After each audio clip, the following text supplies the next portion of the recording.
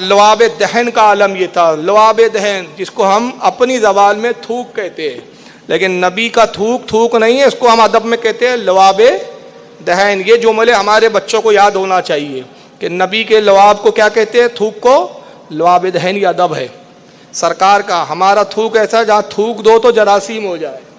آفسوں میں لکھا رہتا ہے یہاں تھوکنا منع ہے. ہاسپٹل میں کہیں تھوک دو تو ڈاکٹر ہاسپٹل کے روم سے نکال دے، بدبخت چل نکل، یہاں کیا جراثیم پھیلا رہے ہو، بیکٹیریا پھیلا رہے ہو. یعنی ہم تھوکے تو بیکٹیریا ہے، لیکن مصطفیٰ کا عالم کیا ہے. غزوہ بدر میں حضرت قتادہ ایک صحابی ہے، ان کی آنکھ کے تیر لگتا ہے، تیر کو بالکل کنارے سے لگتا ہوا نکلا اور یہ آنکھ کا پورا گولا باہر لٹک رہا اور ایک نس سے لٹک رہا تھا. اب وہ تلوار چلا رہے حضرت قتادہ، تو بیچ بیچ میں یہ بھی لٹکتے ہوئے گھومتے ہوئے آتا تھا اور خون بھی بہہ رہا ہے. اب صحابی کا جذبہ دیکھیے، انہوں نے دیکھا یہ لڑنے میں دشواری ہو رہی ہے تو آنکھ کے گولے کو پکڑا اور توڑ لیا، کھینچا اس کو، نس کو توڑ لیا اور اس آنکھ کے گولے کو پھینکا نہیں کہ اب یہ تو برباد ہو گئی، ہاتھ میں رکھا. لڑتے لڑتے لڑتے رسول اللہ کی خدمت میں پہنچے. امام سیوطی کے الفاظ ہے کہ جب بارگاہ رسول میں حاضر ہوئے، کہا اللہ کے نبی میری آنکھ کو درست فرما دیجئے.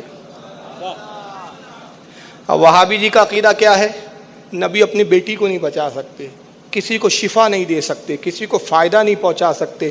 فائدہ پہنچانے والی ذات صرف اللہ صاحب کی ہے.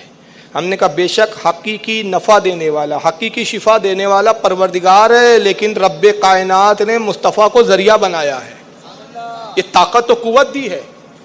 تو حضور نے یہ نہیں کہا قتادہ پاگل ہو گئے ہو، ابھی 1400 سال کے بعد وہابی ایک جماعت پیدا ہونے والی ہے، وہ کہیں گی کہ محمد کچھ نہیں کر سکتے، تم یہ آنکھ لے کر آئے ہو، سول سرجن ہوں میں، آپریشن کر سکتا ہوں.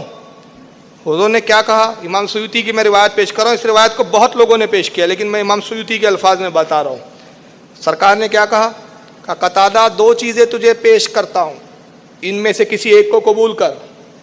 پہلی یہ کہ تو چاہے تو ایک آنکھ سے نابینا ہونے پہ صبر کر لے اور اس کے عوض مجھ سے جنت لے لے. یعنی حضور جنت بھی دیتے ہیں. اور دوسرا یہ کہ تو آنکھ چاہے تو درست کروا لے. تو قتادہ بھی صحابی تھے، وہابی نہیں تھے. کہا اللہ کے نبی آپ کی محبت سے جنت تو مل جائیں گی، آنکھ آپ درست کر دیجئے. جنت تو مل جائیں گے، یقین ہے. آپ کی محبت اگر جنت نہ لے جائیں گی تو پھر کون سی شے اور چیز ہے جو جنت لے جائے. سرکار آپ آنکھ کو درست کر دیجئے. تو اللہ کے نبی نے قتادہ کی آنکھ کو لیا اور اس آنکھ کے حلقے پہ رکھ دیا جو حصہ تھا، اور پھر اپنا لعاب دہن نکالا.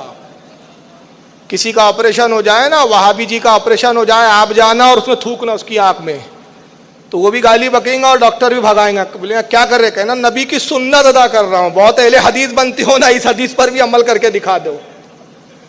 تو ہر حدیث قابل عمل نہیں ہوتی کہ ہر حدیث کر رہے ہو. تھوک دوں گے نا تو بھگا دیں گا وہ. لیکن آقا نے اپنا لعاب دہن لگایا اور امامہ کھولا، لپیٹ دیا. کہا قتادہ کیا وقت ہو رہا ہے؟ سرکار ظہر کا وقت ہے. کہا عصر کی نماز پڑھنے آؤ تو اپنی آنکھ دکھا دینا. اتنا فاسٹ آپریشن دیکھا ہے کہیں؟ قتادہ آئے، یا رسول اللہ حاضر ہوں. کہا کھولو امامہ کھولا. قتادہ اب دیکھو تو کہتے خدا کی قسم میں حیران تھا، وہ آنکھیں زیادہ روشن اور تیز ہو گئی تھی جس کو مصطفیٰ نے ٹھیک کیا تھا یا جو پہلے سے ٹھیک تھی. قسم وحدہ لا شریک کی، وہ آنکھ زیادہ دیکھ رہی تھی جس کو نبی نے اپنے دست مبارک سے صحیح کیا تھا. وہ زیادہ دور تک دیکھ رہی تھی، وہ زیادہ روشن ہو گئی تھی. پھر آپ مسکرائے. آقا کا قتادہ کیسے دیکھتے ہو؟ اللہ کے نبی اس آنکھ سے تو زیادہ نظر آتا ہے بنسبت اس پہلی والی آنکھ سے. کہا قتادہ کیا کہا تھا وہ جملے، ذرا اسے دہراؤ تو. کہا اللہ کے نبی میں نے کہا تھا کہ آپ کی محبت سے مجھے جنت تو مل جائیں گی، آپ آنکھ درست کروا دیجئے.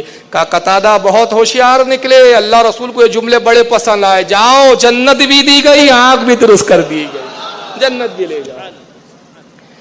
اور ایک روایت میں پڑھا، ابھی حال ہی میں پڑھا، اور غلام یاسین بھائی کو میں دن بتا بھی رہا تھا، آپ کو یاد ہوں گی. بڑی پیاری روایت ہے، بڑی پیاری روایت ہے، ذرا سن لیجئے. اس کو امام بہقی نے دلائل النبوت میں لایا، جلد نمبر 6 صفحہ نمبر 149، اور امام سیوطی نے الخصائص الکبریٰ جلد 1 صفحہ 160. حضرت ابو عبیدہ نخوی رضی اللہ تعالیٰ عنہ ایک صحابی ہے، وہ روایت کرتے ہیں کہ عامر بن قریظ ایک صحابی ہے، وہ اپنے 6 سال کے بیٹے عبداللہ کو لے کر آئے.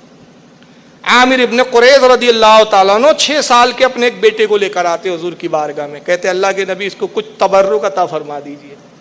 تو سرکار نے اپنا لعاب دہن لیا اور ان کے منہ میں ڈال دیا اور ایک روایت میں کہا عبداللہ منہ کھول. وہ 6 سال کے بچے تھے. عبداللہ نے منہ کھولا, سرکار نے ان کے منہ میں تھوک دیا.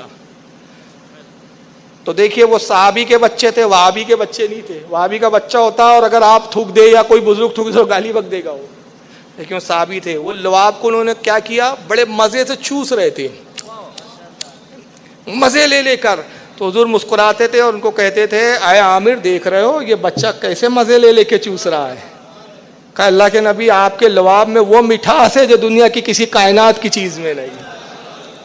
کہا عبداللہ اے عامر ہم نے اس تیرے بیٹے کو تبرک بھی دیا اور پھر اس کے بعد دعا فرمائی. وہ دعا کیا تھی؟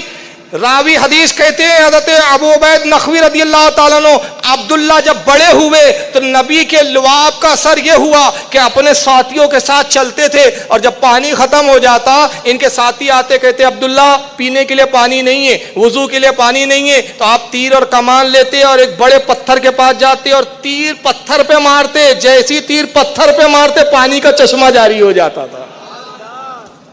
یہ کرامت عطا فرما دی. تو نبی کے لعاب کی تاثیر وہ ہے. اب اس دن غلام یاسین بھائی ایک سوال پوچھ رہے تھے, اس وقت تو میرے ذہن میں نہیں آیا کہ یار لعاب سے تیر کا کیا تعلق. انہوں نے پوچھا اس دن کہ یار فاروق بھائی یہ روایت آپ بتا رہے ہو لیکن یہ بات سمجھ میں نہیں آ رہی ہے کہ تیر مارتے تھے لعاب تو منہ میں گیا. تو اس وقت میں نے کچھ شعر اور حکمت بتائی تھی. پھر میں غور جانے کے بعد میں سوچتا رہا تو اب میرے سمجھ میں آیا کہ حضور کے لعاب میں ایک تاثیر تھی کہ پیاسا پی لے تو پیاس بجھ جائے. اور ذہن میں وہ آیا کہ امام حسین اور امام حسن جب روتے تھے پیاس سے تو آقا اپنی کوثر سے دھلی بھی زبان پکڑا دیتے تھے. شہزادے لعاب چوستے پیاس بجھ جاتی تو وہی ان کو کرامت کے طور پر دے دیا کہ تم نے میرے لعاب سے پیاس بجھائی ہے, تمہیں وہ کرامت کہ جہاں تیر مار دو تم لوگوں کی پیاس بجھاتے ہوئے نظر آؤ گے. یہ ان کو کرامت عطا ہوئی.